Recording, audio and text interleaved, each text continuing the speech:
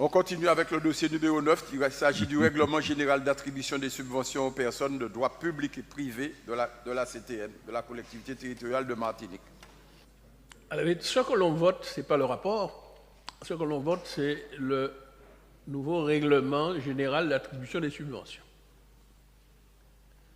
Et c'est ce règlement-là qu'il faut regarder avec beaucoup d'efficacité. Et je dois avouer qu'il y a une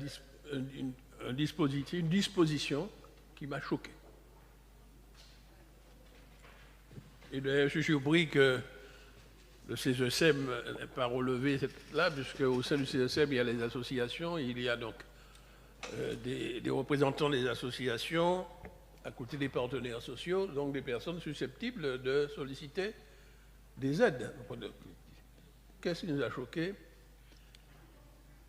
C'est aller à la page 4 du règlement, il y a une formulation qui est choquante, qui, à mon avis, qui convient de supprimer. Car c'est une porte ouverte à l'arbitraire, à la discrimination, voire au favoritisme. Il est écrit: la collectivité territoriale de Martinique n'a pas à justifier son refus. N'a pas à justifier son refus. Vous savez, il y a une expression dans la langue martiniquaise qui dit « oui, panipucci ». Ça veut dire, à contrario, que le refus doit être justifié et motivé. En général, en tout cas, c'était la pratique que nous avions lorsque nous étions en responsabilité. Lorsque nous disions non, nous disions pourquoi. Or là, ce qui nous est proposé, c'est qu'on autorise, comme la plupart de ces aides sont attribuées par le Conseil exécutif, parce que j'ai vu qu'il y a une délégation que vous avez élargie, même pour des dossiers d'une certaine importance, vous avez donné délégation au Conseil exécutif, que je rappelle, le Conseil exécutif est monocolore, il n'y a qu'une seule tendance politique, et tout le monde s'aligne sur ce qu'a décidé le PCA. Mais on ouvre la porte à l'arbitraire et voit au favoritisme. Et je vais illustrer mes propos. Je suis allé regarder sur le site de la collectivité, tous les citoyens peuvent le faire. Vous allez sur le site internet de la collectivité et vous prenez les actes administratifs et vous pouvez découvrir tous les arrêtés délibérés décidés au Conseil exécutif. Et regardez ce qui a été délibéré sur les 2 derniers mois, octobre et novembre. J'ai découvert 38 refus qui est notifié dans les arrêtés délibérés. Rares sont ceux, il y en a, mais rares sont ces refus qui sont motivés et justifiés. Il y en a simplement, on dit, bon, la demande de telle association, mais de tel organisme est rejetée. On a trouvé 38. Sur les 38, il y en avait 27 qui relèvent du domaine social, soit des associations qui interviennent dans le domaine social, ou bien des personnes physiques qui demandent des aides à l'amélioration de l'habitat. On dit, votre demande est rejetée, sans d'autre explication. Il y en a 10 dans le domaine économique, y compris pour des aides à la création d'emplois, ou bien des aides pour la création d'entreprises ou le développement d'activités, ce qu'on appelle la TCDA. Rejeté, sans aucune motivation. Il y a même un dans le domaine de la formation. Rejeté, ce n'est pas motivé, la délibération. Alors, est-ce que c'est pour des disponibilités financières? Ça peut arriver, on dit tiens, il n'y a pas assez d'argent, on ne donne pas. Mais j'ai quand même un doute, parce que dans les 2 derniers mois qui sont écoulés, j'ai trouvé un arrêté délibéré où on donne à un réalisateur de film, écoutez bien, 12 000 €, non pas pour qu'il fasse le film, pour qu'il produise. Ça fait 3 minutes, M. Marie, Vous me permettez, il faut conclure. Je sais que quand je parle, ça vous gêne. Non, c'est le temps, c'est tout. Mais vous m'interrompez, laissez-moi aller jusqu'au bout. C'est la dernière phrase. Respectez aussi le temps. Laissez-moi aller jusqu'au bout. Respectez le temps. Ici, j'ai vu que quand le PCE parle, il parle sans limite. Il donne des informations. Non, moi je donne aussi des informations. Non, monsieur. Je donne des informations. Il va falloir que vous... Même si ce que je dis vous déplaît, je vais le dire quand même. Mais vous avez un temps pour le faire, monsieur. Je cite Alors, les 12 000 euros que l'on donne à un réalisateur de film, c'est pour la prise en charge des frais de déplacement engendrés par la présentation à l'international de son film. Donc, on ne peut pas avoir 36 refus dans le même temps de personnes. Vous êtes à 5 minutes, M. Marissette. Et puis, on nous dit que c'est pour des. On laisse entendre que c'est pour des raisons financières, et puis en même temps, on donne 12 000 euros à ça. Alors, donc, en conséquence, je demande que l'on supprime du règlement intérieur, pour des raisons de transparence et d'équité, que l'on supprime ce refus, la non-motivation des refus. Je demande que tous les refus, tous les rejets de demande soient motivés. J'en ai fini. Que le président veuille ou pas, je dirai toujours ici tout haut ce que je veux dire. Vous respectez le temps, M. Marissette. Et ensuite, toute la population le saura parce que je vais le mettre sur les réseaux. Je vous ai dit qu'il n'y a pas de tribun. Et on saura que vous êtes un président qui empêche la démocratie de se faire. Tout le monde respecte la loi, M. Marissette. Il n'y a pas de tribun. Il n'y a pas de loi qui m'empêche de parler. Voilà. Oui, il y a un règlement qui vous dit que vous avez 3 minutes. Il n'y a pas de loi qui m'empêche de parler. Quand vous laissez les autres parler longuement, il faut appliquer la même règle pour tout le monde. Et vous la respectez. Non, quand c'est quelqu'un de votre parti ou de votre groupe qui parle, vous l'arrêtez jamais. Donc ne me faites pas cela. Non, monsieur Marissette. Vous êtes contre la liberté de parole dès qu'on dit quelque chose qui vous dérange. Monsieur Carole. Vous n'allez pas me faire taire. Jamais. Monsieur Carole, je vous écoute. Bien. Alors, il est bon de reprendre un certain nombre de choses qui existent déjà depuis le Conseil général. Mais par contre, il ne faut pas y ajouter des choses qui sont moins bonnes. Prenons la page 10, où l'on dit que l'on ne fera de convention avec les associations qu'à partir de 23 000 euros.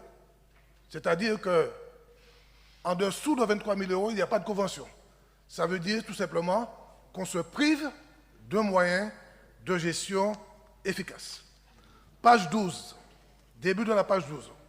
Nous disons, reprenons ce qui se dit dans les institutions françaises, qu'il faut se conformer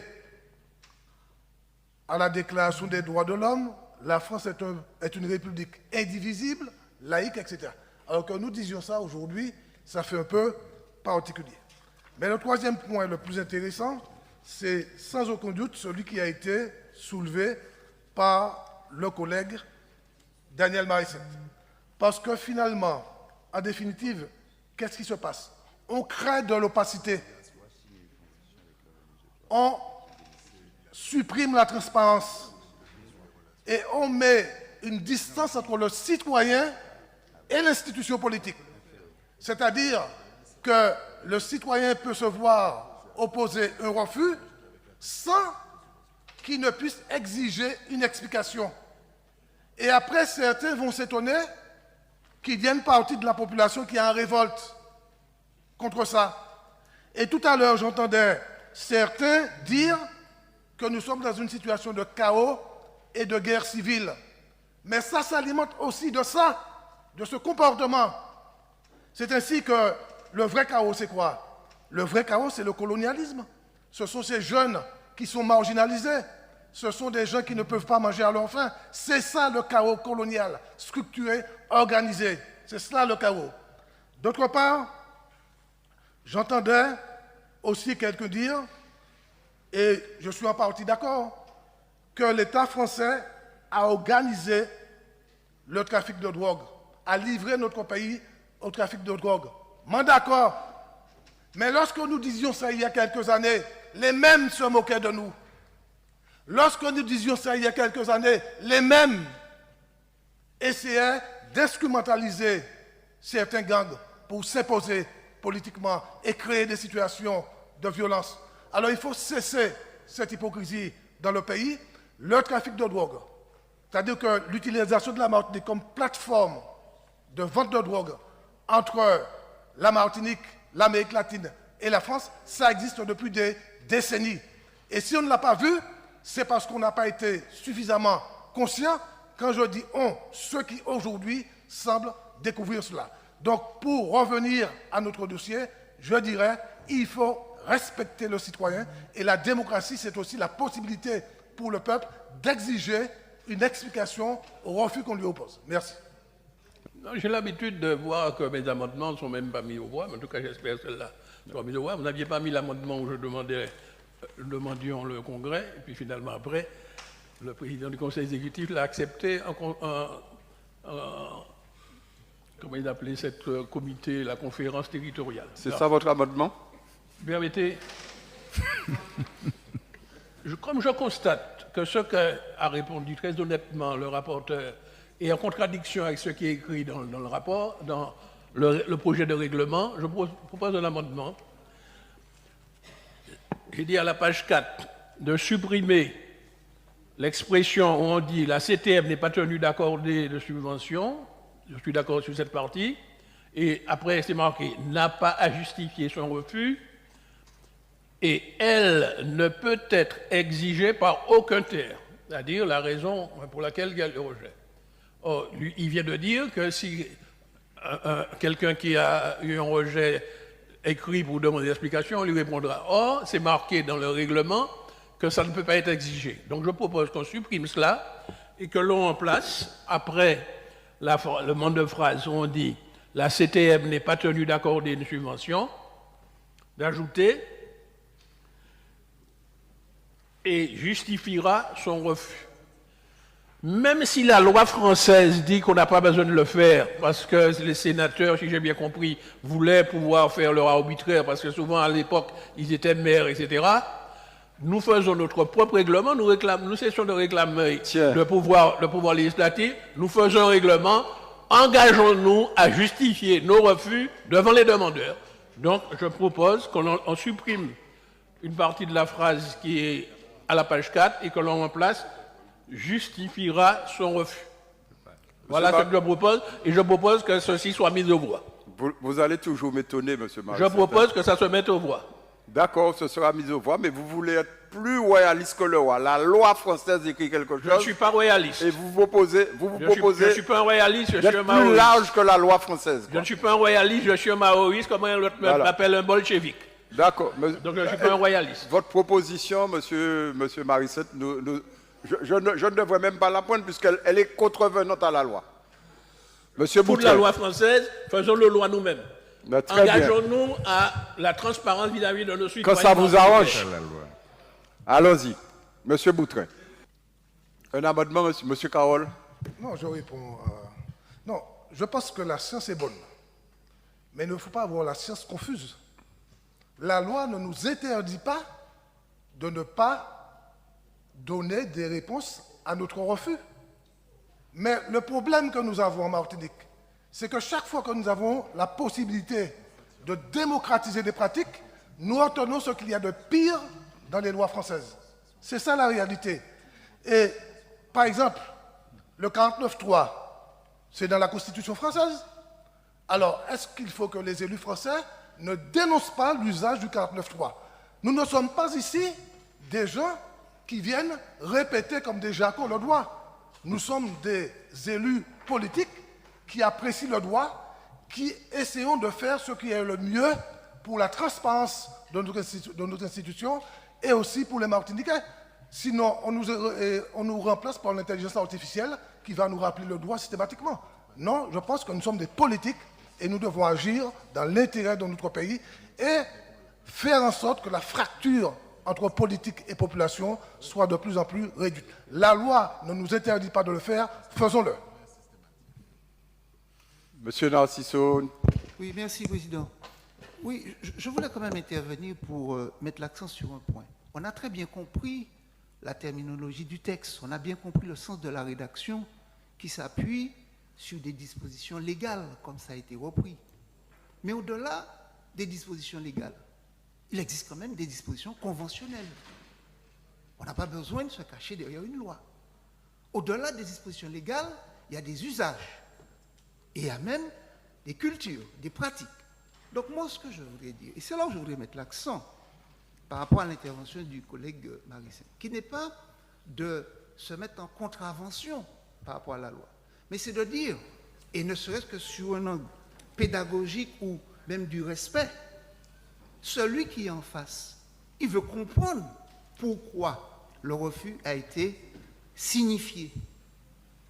nous sommes, j'ai entendu tout à l'heure, nous sommes des banquiers. Lorsque un client vient dans la satisfaction des besoins du client, on ne lui explique pas pourquoi son dossier n'est pas accepté. C'est peut-être parce qu'il manquait un document. C'est peut-être parce qu'il n'a pas complété son dossier. Donc, l'explication du refus permet à autrui de comprendre le refus et ne pas se mettre justement dans une position, je dirais, d'insatisfaction, de mécontentement et tout ce que ça pourrait entraîner. Par conséquent, je crois que rejeter systématiquement l'idée qui vient d'être faite, à mon avis, peut avoir aussi un caractère abusif. Je voulais simplement remettre pas le débat au centre, mais ne pas qu'on balaye d'un revers de main en disant la loi dit ça et c'est fini. Sinon, le vieil adage qui dit à la loi et l'esprit de la loi n'existerait pas. Voilà. Monsieur le Président, le vote est lancé. Donc le rapporteur... Le vote est lancé.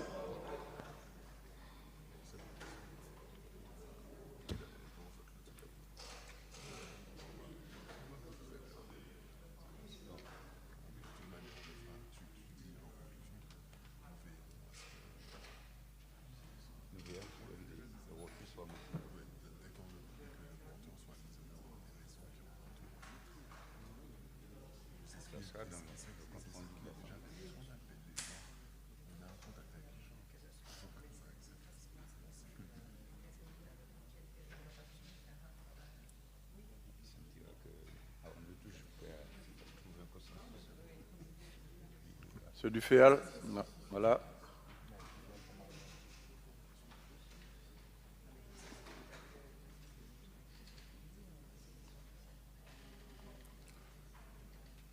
Merci. Voilà, donc l'amendement est rejeté. Donc nous passerons maintenant au vote normal de... Proclamez les résultats, s'il vous plaît. L'amendement est rejeté pour M. Marie-Seth. Il faut proclamer les résultats. Avec 32 contre et 10 pour. Voilà. Voilà.